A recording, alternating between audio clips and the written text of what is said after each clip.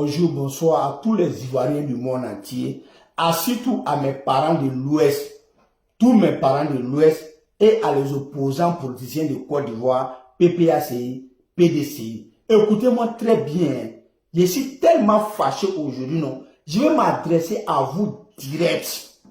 Ah ouais, parce que je vois que trop c'est trop. Je ne peux pas comprendre mes parents de l'Ouest et les opposants. Vous ne pouvez pas s'asseoir pour réfléchir de quelle situation vous êtes en train de mettre les Ivoiriens et de quelle vie vous êtes en train de créer. Si vous n'avez pas changé vos comportements, avec vie qu'on est dedans, avec ce qu'on attend, on voit là, Wallah, bien, quand le monde va finir, on ne pourra plus avoir accès à ce pouvoir quand le monde va finir. Moi, Olivier, regardez-moi bien. Il suis Wobé 100%, ni un Wéyu 100%, des prix au bout est fermé. Moi, je ne suis pas politicien, il n'y a pas un membre politicien, depuis le temps de Babou, jusqu'à temps de Ado, jusqu'à aujourd'hui, il n'y a pas un membre politicien qui me donne 5 000 francs ou bien 1 000 francs pour nourrir ma famille, ni une association musulmane, ni qui que ce soit. Le seul personne que moi j'ai maillé son argent, 1 million là, c'est Ahmed Bayako, paix à son âme. Mais aujourd'hui là, vous mes parents PPACI là, je suis trop fâché contre vous, et mes parents du Nord et de l'Ouest là, avec tous les opposants là. Je vais vous dire, ben aujourd'hui là quoi. Je ne comprends plus rien. Nos parents sont en train de mourir. On n'a pas pitié de nos parents. Hein? Vos manières de faire la politique là, vous ne savez pas que si on n'a pas arrêté là, ils vont tuer tous nos parents et on va sortir sans, on ne saura plus y aller. Vous pensez que c'est tous les doulas qui aiment Wado, qui sont RADP? Vous pensez que c'est tous les musulmans qui aiment Wado, qui sont RADP? Vous pensez que c'est tous les étrangers qui aiment Wado, qui sont RADP? Mais Papa Ado, vous ne voyez pas sa manière de faire sa politique? Papa Ado n'insulte personne. Il ne parle pas mal à personne. Lui, on l'insulte, on le fait tout, on le dit tout. Mais lui, il a développé le pays. Il est là à arranger le pays. C'est-à-dire ses accords et son travail là. Lui-même là, ça fait que non, lui-même il avance. Mais mes parents de l'Ouest, PPACI, les opposants, vous, l'esprit, vos idées, vos comportements, vos manières d'agir là, ça vous rabaisse. Et puis ça va vous éteindre dans ce pays si vous n'avez pas bien fait. Mon numéro c'est le 07 2 fois 34 85 19. 07 2 fois 34 85. Tu es le partout au bout du monde où tu n'as pas compris là. Appelle-moi, je vais t'expliquer. Les Djoula ont quoi avoir dans nos politiques. Les musulmans ont quoi avoir dans la politique. Les étrangers ont quoi avoir dans la politique. Dans Côte d'Ivoire là, si tu es un neveu étranger, tu es un neveu Djoula, tu es un neveu musulman, où est Côte d'Ivoire? Où est les Ivoiriens?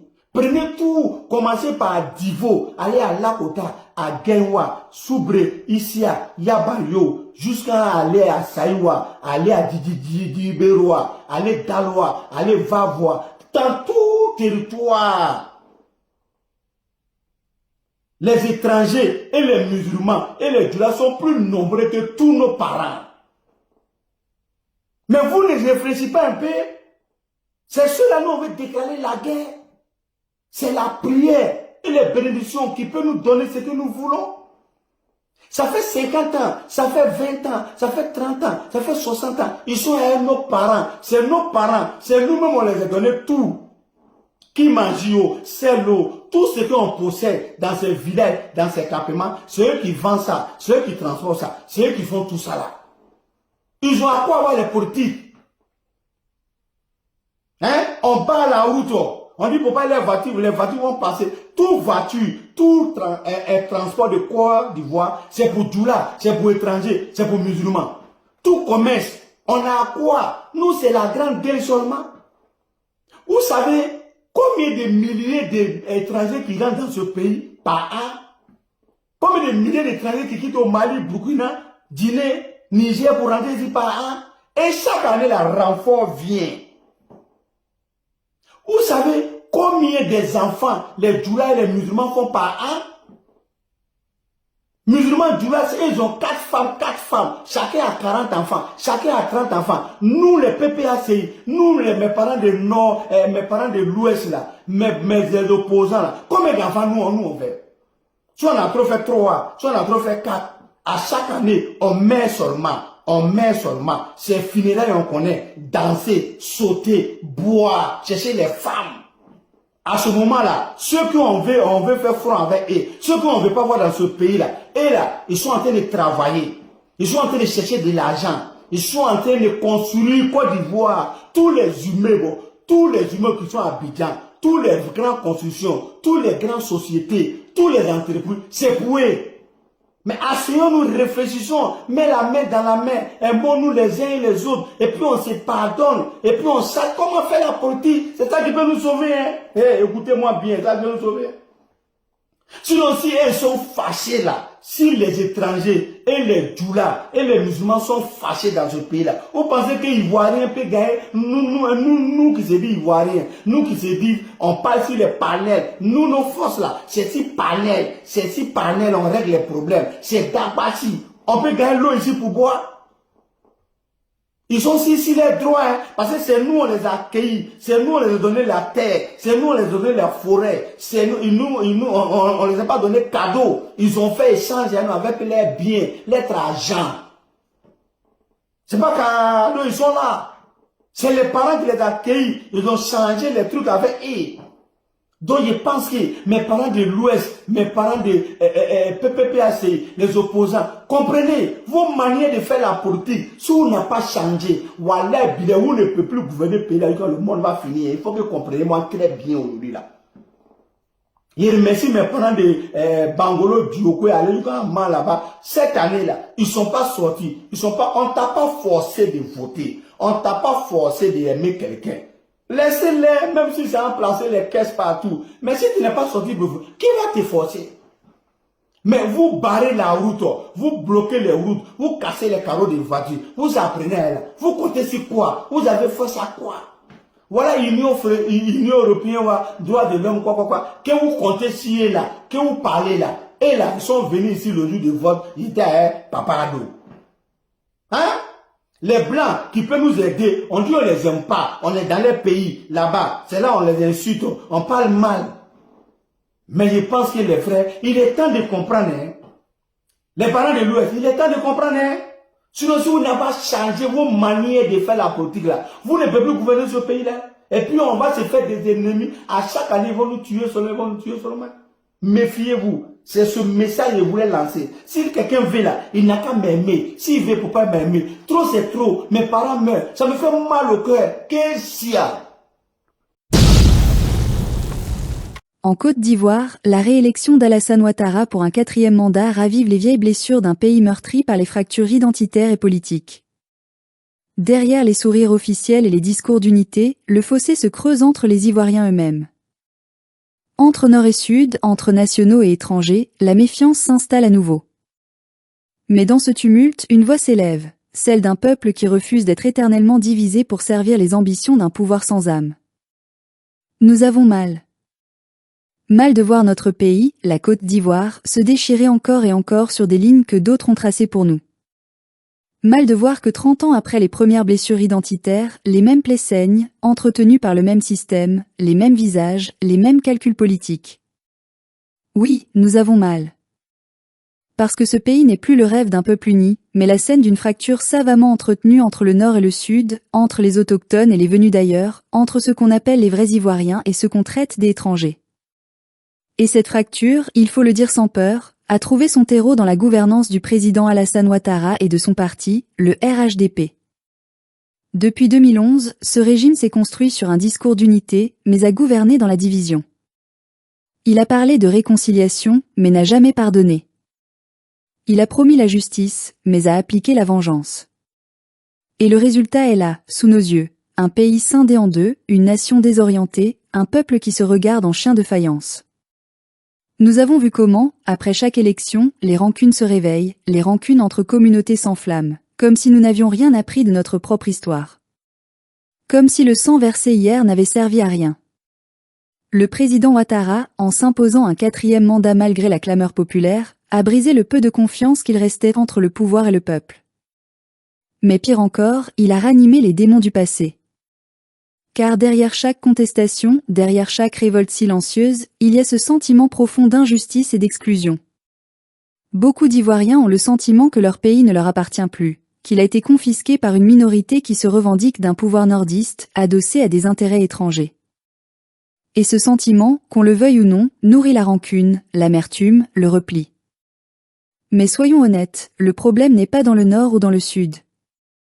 Le problème n'est pas entre les Ivoiriens de naissance et ceux venus de la sous-région. Le vrai problème, c'est cette politique cynique du pouvoir qui utilise nos différences pour asseoir sa domination.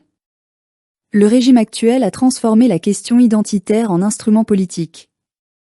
Il a opposé des frères, monté des villages contre des villes, fait des appartenances régionales des armes de conquête. Et pendant que nous nous déchirons pour savoir qui est plus ivoirien que l'autre, le pays s'appauvrit, la jeunesse s'exile et les richesses partent ailleurs. Voilà le vrai drame. Nous nous souvenons encore des années où le président Laurent Gbagbo parlait de souveraineté, d'ivoirité dans le sens noble du terme, celui d'un peuple conscient de lui-même, maître de son destin, respectueux de tous, mais décidé à ne pas se laisser dominer. Ce discours, on l'a tordu, déformé, diabolisé. On l'a transformé en haine pour justifier des guerres, des ingérences, des occupations. Pourtant, dans son essence, il ne visait pas à diviser, mais à affirmer notre dignité. Aujourd'hui, ceux qui ont combattu cette idée en se présentant comme les chantres de l'unité sont ceux-là même qui entretiennent la plus grande fracture nationale que notre pays ait jamais connue. Le RHDP a fait de la Côte d'Ivoire un territoire à deux vitesses, une Côte d'Ivoire du pouvoir, riche, confiante, protégée et une autre Côte d'Ivoire, celle des oubliés, des paysans, des jeunes sans emploi, des victimes silencieuses du favoritisme. Pendant que les grandes familles du régime s'enrichissent, les autres s'appauvrissent. Pendant que les élites proches du palais s'accaparent les terres, les Ivoiriens ordinaires se voient dépossédés, marginalisés sur leurs propres terres. Et comme si cela ne suffisait pas, on ose leur dire que contester, c'est diviser le pays. Non. Ce n'est pas nous qui divisons le pays. Ce sont ceux qui ont fait de la peur et de l'exclusion une politique d'État. Oui, nous voulons la paix. Mais pas la paix du silence. Pas cette paix factice qu'on impose à coups de répression et de discours hypocrites. La vraie paix ne peut naître que de la justice, du respect mutuel et de la vérité. Tant que les Ivoiriens auront le sentiment que le pouvoir sert une région plus qu'une autre, tant que les étrangers seront instrumentalisés à des fins électorales, tant que le mensonge tiendra lieu de projet de société, il n'y aura pas de paix durable. Il n'y aura que des trêves fragiles, des calmes trompeurs, des plaies recouvertes mais jamais refermées. Nous, Ivoiriens lucides, refusons de tomber dans le piège de la haine. Nous savons que nos frères venus du Mali, du Burkina, du Niger ou de Guinée ne sont pas nos ennemis. Ils sont nos voisins, nos compagnons de labeur, parfois même nos familles par le sang ou le mariage. Non, ils ne sont pas responsables des injustices que nous subissons. Les vrais responsables sont ceux qui, depuis leur bureau climatisé, tirent les ficelles de nos divisions pour mieux conserver le pouvoir. Ceux qui distribuent les postes, les marchés et les privilèges selon l'appartenance ethnique ou la loyauté politique. Ceux qui ont fait de la Côte d'Ivoire une ferme privée où les citoyens sont réduits à des sujets dociles. Mais notre espérance reste intacte. Car malgré la peur, malgré la lassitude, malgré les manipulations, le peuple ivoirien s'éveille. Lentement, mais sûrement. Nous comprenons que notre combat n'est pas contre le Nord, mais contre l'injustice. Qu'il n'est pas contre les étrangers, mais contre le système qui les utilise pour mieux nous diviser. Nous savons que la réconciliation ne viendra pas d'un discours présidentiel ou d'un séminaire de façade, mais d'une volonté populaire de se regarder en face, de reconnaître nos erreurs, et de construire une Côte d'Ivoire nouvelle, libre, juste et solidaire. Le jour viendra où nous n'aurons plus besoin de choisir entre le Sud et le Nord, entre le nous et le eux. Le jour viendra où nous comprendrons que la vraie ligne de fracture, ce n'est pas la géographie, mais la conscience. Entre ceux qui veulent que ce pays appartienne à tous, et ceux qui veulent qu'il appartienne à quelques-uns. Et ce jour-là, nous saurons que la paix n'est pas une faveur accordée par un pouvoir, mais une conquête du peuple.